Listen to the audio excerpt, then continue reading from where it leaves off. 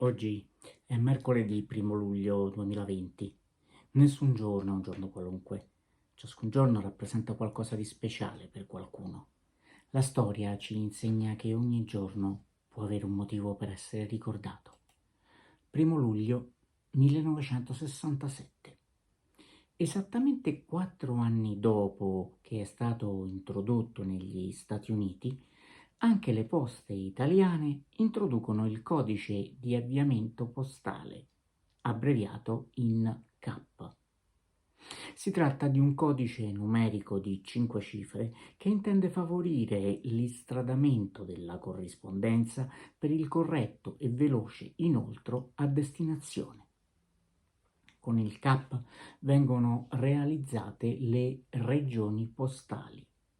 Si tratta di insiemi di province contigue che hanno il medesimo numero iniziale dei 5, anche se non appartenenti alla medesima regione amministrativa.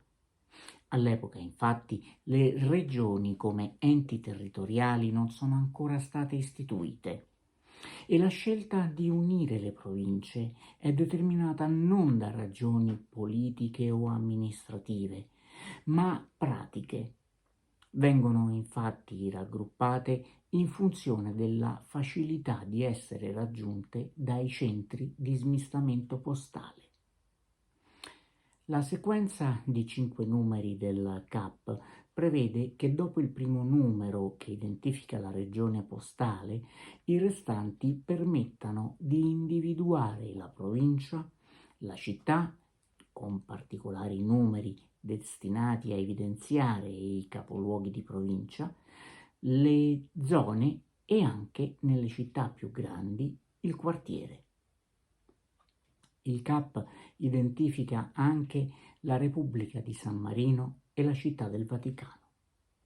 Con l'aggiunta nel tempo di altre province, i CAP sono di conseguenza variati, con un'anomalia rimasta dagli anni 70 fino ad oggi solo per i territori fuori dai capoluoghi delle province di Isernia e Oristano, dove il provvisorio mantenimento dell'identificativo della vecchia provincia di origine è rimasto in via definitiva.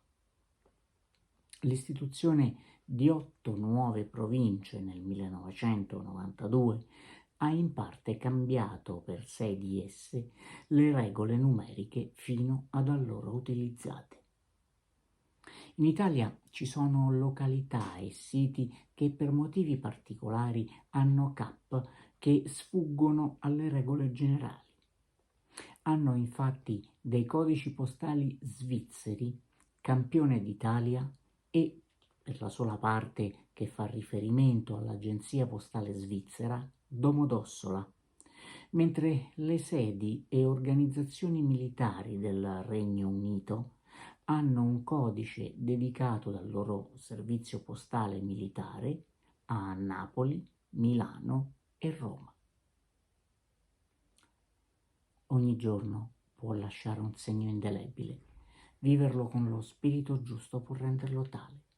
Secondo uno studio dell'Iowa State University, 12 minuti al giorno per esprimere gentilezza verso gli altri e insegnare buoni gesti e belle regole ai bambini sollevano il morale e rendono più felici. Rivolgere un pensiero a chi abbiamo nel cuore o a chi compie gli anni, inviandogli questo minuto di racconto, può essere un'occasione per cominciare bene i nostri 12 minuti di oggi. Buona giornata.